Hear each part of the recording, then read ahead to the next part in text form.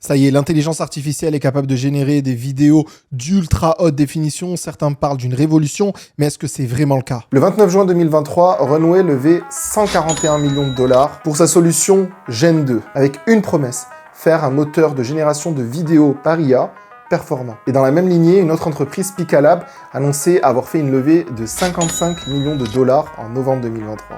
Et des entreprises comme ça, il y en a eu plein. En 2023, la course, elle était carrément lancée pour essayer de trouver le Graal, pour essayer de trouver ce fameux modèle d'intelligence artificielle de génération de vidéos, après l'image, après le son, après le texte, qui allait nous permettre de pouvoir générer des vidéos à la volée juste en fonction d'un texte qu'on allait lui donner. Oui, mais voilà, si Picalab, Runway ont eu le mérite de proposer des solutions rapides, simples, et accessible au plus grand nombre, eh ben on restait toujours sur notre faim. Ok, on pouvait donner un texte et ça allait nous générer une vidéo. Enfin, vidéo, c'est vite dit. La plupart du temps, on se retrouvait très simplement dans de la manipulation d'images assez classiques qui pouvaient faire penser à ces applications mobiles, vous savez, qui a 2-3 ans inondaient les stores où vous pouvez sélectionner de la fumée, de l'eau et ça allait animer votre image. Et ils ont bien essayé de coupler ça à d'autres techniques comme des zooms, des mouvements de caméra dans l'image et surtout des générations d'images. Oui, parce qu'en 2023, l'année a été gouvernée par une technique de génération de vidéos. La génération de vidéos par la génération d'images mis les unes derrière les autres. Je vous explique. Si on a ce qu'on appelle un prompt, un texte qu'on va donner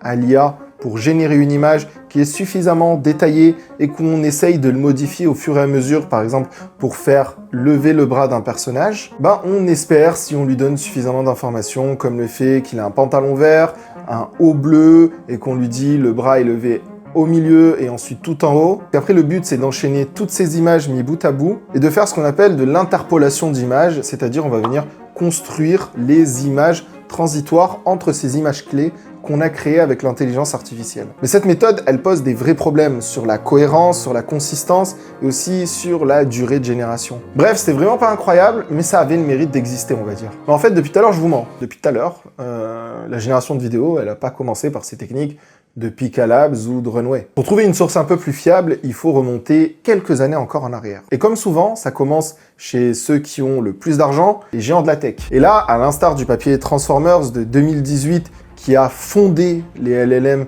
par la suite, Google nous a proposé en 2021 une nouvelle approche, une nouvelle architecture de réseau de neurones appelée Vivit. Des Transformers vidéo. Mettez-le dans un coin de la tête, on y reviendra dans quelques minutes. Et c'est fin 2022, à la suite de ces papiers qui ont continué à vivre leur vie, qu'on a commencé à voir apparaître les premières propositions de génération vidéo. Et pour ça, on a bien évidemment des initiatives comme Imagen Vidéo de Google ou encore comme Make a Video de Facebook. Alors bien sûr, les vidéos n'ont rien d'incroyable, mais ça commençait à donner les fondations que, avec ce type d'approche, type Vivit, on pouvait commencer à savoir animer des images en essayant de garder une cohérence, en essayant de faire bouger le sujet dans la scène et non pas en créant plusieurs sujets et en essayant de les coller avec du chewing-gum les uns à côté des autres. Et vu que les résultats n'étaient pas forcément incroyables, ben forcément, si vous n'en avez pas entendu parler, c'est tout à fait normal.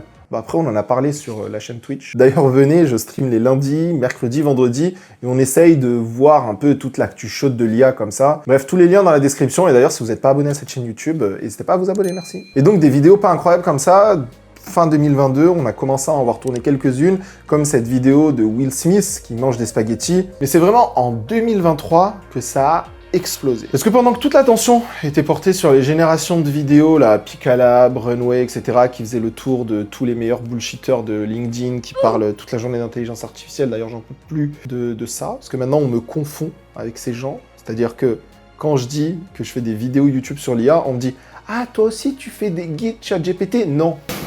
Non. Non. Et du coup, pendant que toute l'attention était portée sur Picalab, Runway, etc., les gens de la tech, notamment Meta, Google, OpenAI et même Nvidia, oui, votre créateur de cartes graphiques, ils avançaient sur ces méthodes de génération de vidéos. Et de ces méthodes, on a vu apparaître 3 modèles en décembre 2023, tous d'un coup, bam, bam, bam, bam, bam, bam. Ça, c'est les conférences de fin d'année.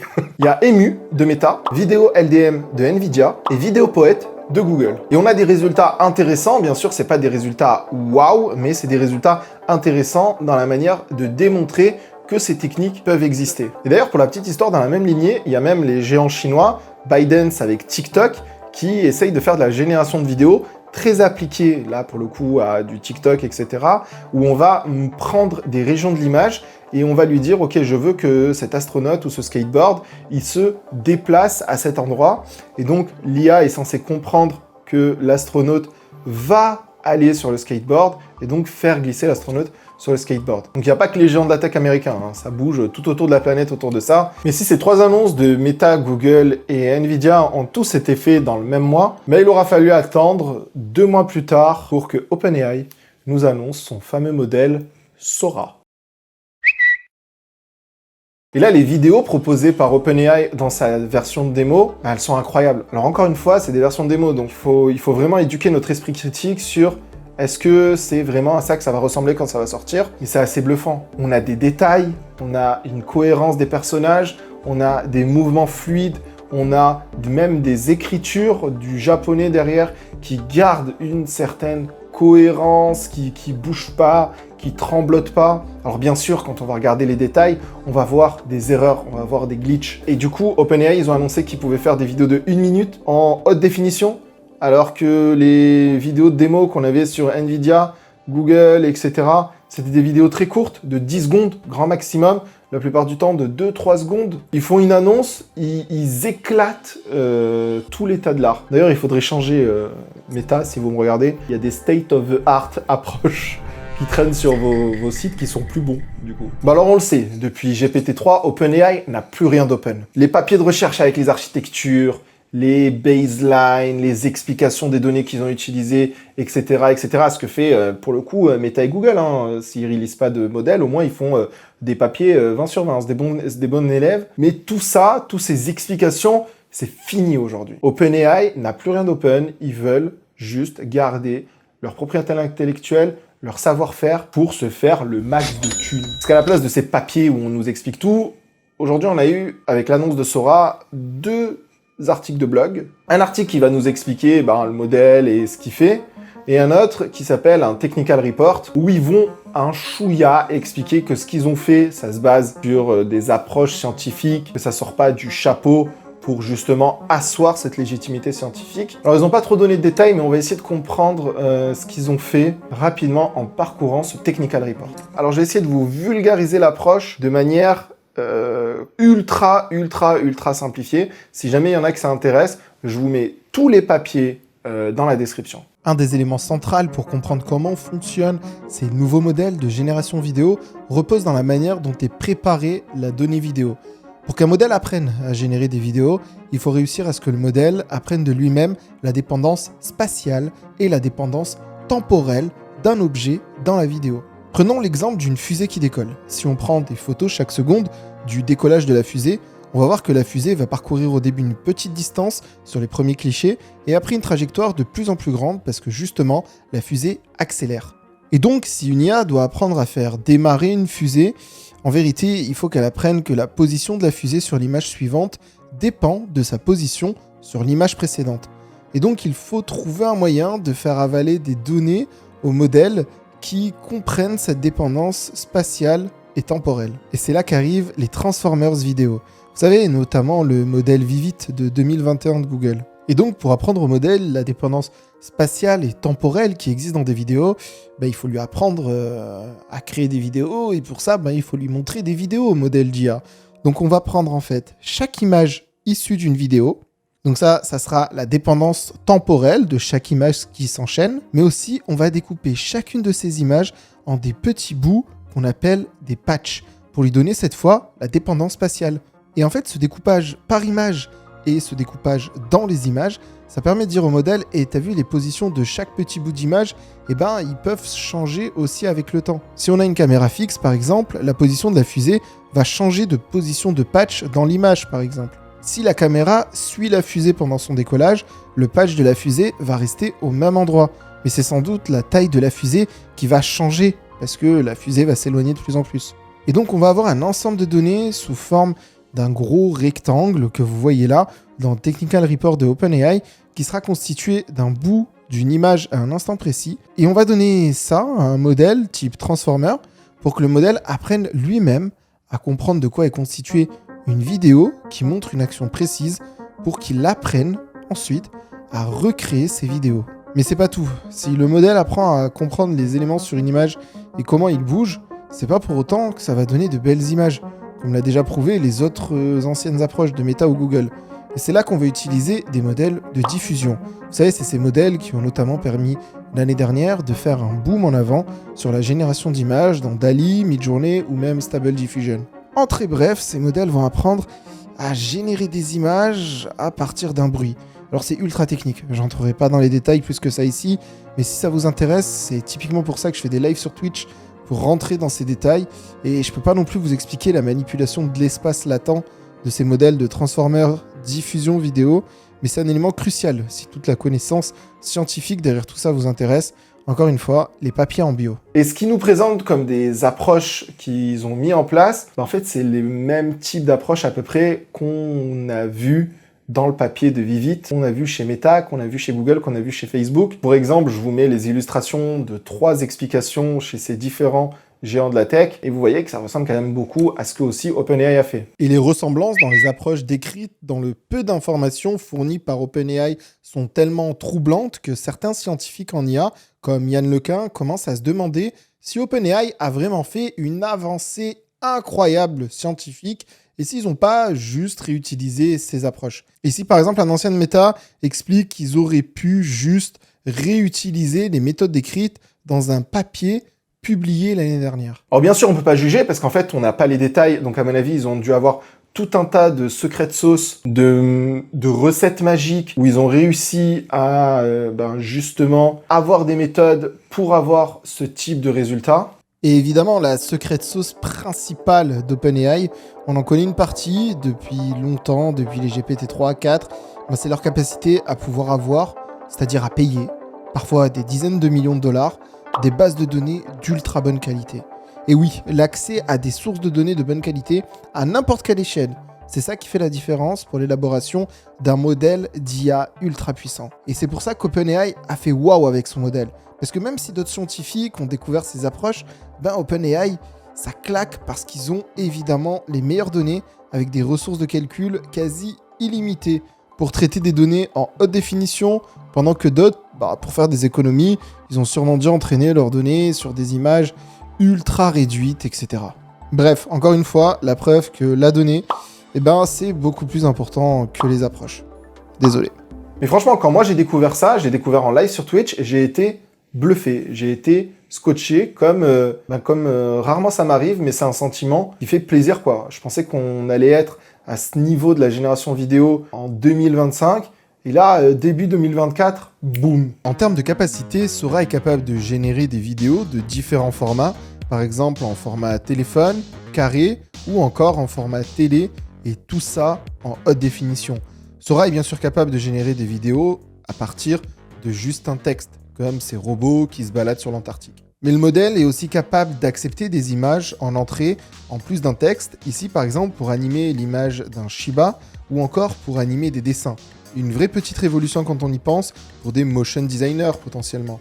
Ou bien encore pour créer des pubs waouh sans avoir besoin de mettre des dizaines de milliers de dollars en effets spéciaux. Bon, même si la qualité n'est pas encore ouf, c'est quand même pas mal sur ces surfeurs. Une de mes fonctionnalités préférées, c'est la capacité du modèle à allonger des vidéos qu'on lui donne.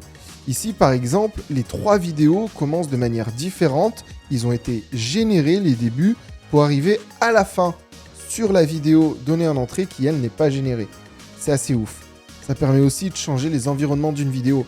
Par exemple, de passer d'une forêt à une jungle, à un style d'années 20, et tout ça, même en changeant les voitures. Et je sais pas si vous remarquez, mais ça ressemble un peu à un jeu vidéo, les images générées. En tout cas, moi, j'ai cette impression.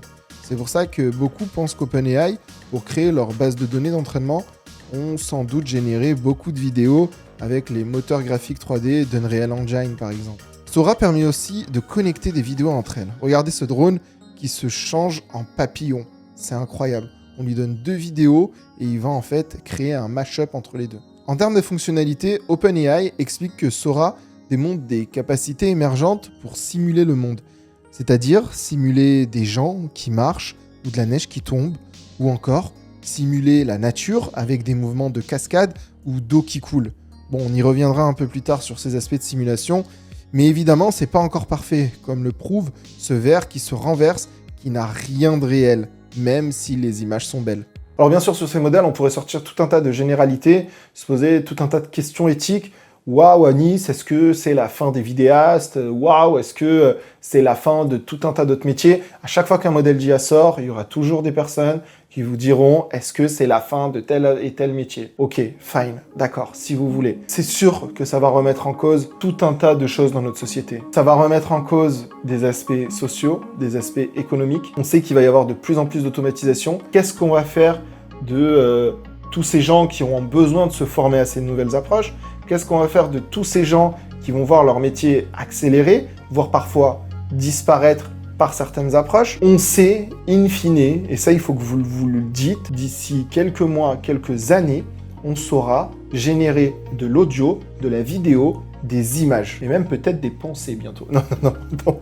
Déjà ces 3 données, c'est quand même important, et du texte aussi, pardon. Donc ces 4 données, on saura les générer parfaitement. Et ça sera indétectable d'une vraie génération d'humains. Dites-vous ça, à long terme, ça sera forcément indétectable. Pour ça, moi, ça me fait rire quand je vois certaines approches qui disent on va construire des modèles qui vont détecter quand une image est générée en analysant les mains, les trucs. En fait, tout ça, c'est des fausses excuses. Tout ça, c'est des fausses approches. La solution, elle se situe justement dans les défis sociaux, dans les défis économiques, dans les défis sociétals que posent ces modèles sur nos sociétés, qui est l'éducation à l'esprit critique, qui est le fait de faire comprendre aux gens que ce qu'ils voient, c'est pas forcément vrai, que ce qu'ils entendent, c'est pas forcément vrai, et d'aller essayer de trouver la source de l'information. Mais bon, ça, que tout un tas de personnes ne savent pas le faire quand ils lisent un article de journaux qui est faux ou manipulé. Un des plus gros enjeux, il est vraiment là-dedans. Bref, je pourrais faire une vidéo entière sur ça. Revenons à notre sujet. Parce qu'il y a une chose bien plus grande derrière ces modèles que juste générer de la vidéo. Ouais, parce que ça, c'est vraiment que l'arbre qui cache la forêt. La chose bien plus grande, c'est avoir une méthode unifiée qui permet de traiter toutes ces sources de données différentes de la même manière. Et quand je dis de la même manière, c'est pour permettre au modèle d'IA de trouver de la causalité entre ces données. C'est bête, hein, mais quand vous mangez une pomme, le bruit que fait la pomme, c'est le résultat de votre bouche qui s'actionne sur la pomme quand vous la croquez, etc. Et en fait, toutes ces données multimodales sont reliées. Donc, pour permettre au modèle de trouver les liens entre toutes ces données et donc, in fine, de comprendre le monde qui nous entoure en captant toutes les données disponibles dans ce monde, il faut des méthodes unifiées qui vont faire en sorte que les données soient similaires. Et c'est là où on revient au token. Et c'est là où on revient à ces histoires de patch, où on va essayer de converger vers des approches similaires. Je sais pas si je peux dire ça, mais une genre de super théorie des cordes de l'IA. Je sais pas si, bon, les physiciens me tapaient pas. Et là, vous pouvez me dire, mais Anis, à quoi ça sert de mettre tous ces modèles, toutes ces données dans des modèles, etc.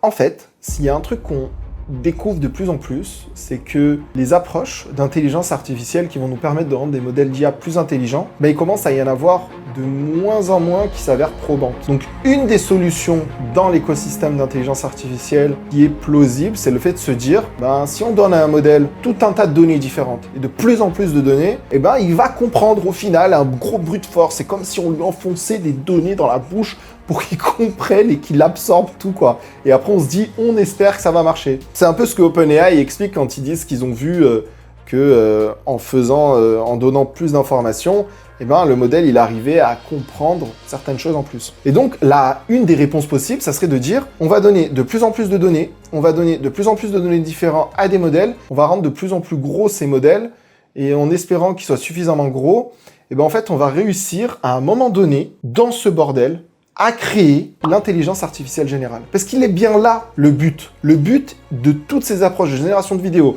de toutes ces approches de génération d'images, génération de texte, etc., c'est d'avoir des modèles qui comprennent notre monde. Et c'est ce qu'explique OpenAI à la fin de son article sur Sora. Ils expliquent qu'en fait, ils espèrent que ces modèles vont nous permettre d'aller vers de plus en plus de simulations. Pourquoi ? Parce qu'en fait, si on lui donne de la vidéo, peut-être que le modèle va réussir à comprendre de la physique de notre monde.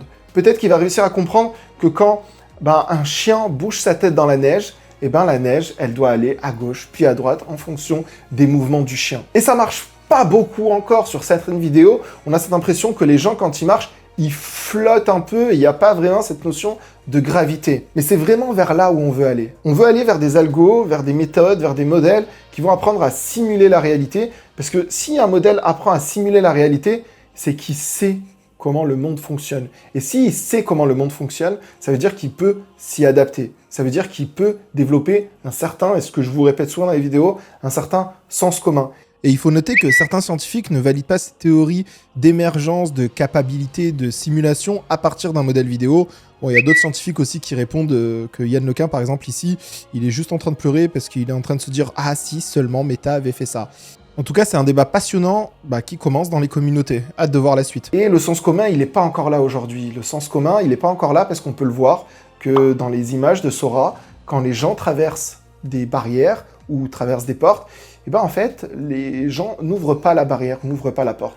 Juste, ils se contentent de la traverser. Et le sens commun, et les IA aujourd'hui, c'est pour ça que les IA aujourd'hui sont assez bêtes, puisqu'une IA ne sait même pas que pour ouvrir une porte, il faut tourner une poignée dans une vidéo. Alors bien sûr, si vous allez sur ChatGPT et vous lui demandez, bien sûr qu'il va vous dire oui, il faut tourner une porte, etc. Mais dans la génération de vidéos, pas encore. Et c'est bien là le défi, de réussir à réunir toutes ces données dans un seul modèle, élever leur intelligence pour encore plus de données, et espérer avoir un modèle qui va simuler la réalité, pour espérer avoir un modèle d'IA qui va comprendre le monde, et pour espérer avoir un modèle d'intelligence artificielle générale, peut-être dans quelques mois, je parierai plus sur les années. Dites-moi ce que vous en pensez en commentaire, merci de m'avoir écouté, à bientôt, ciao.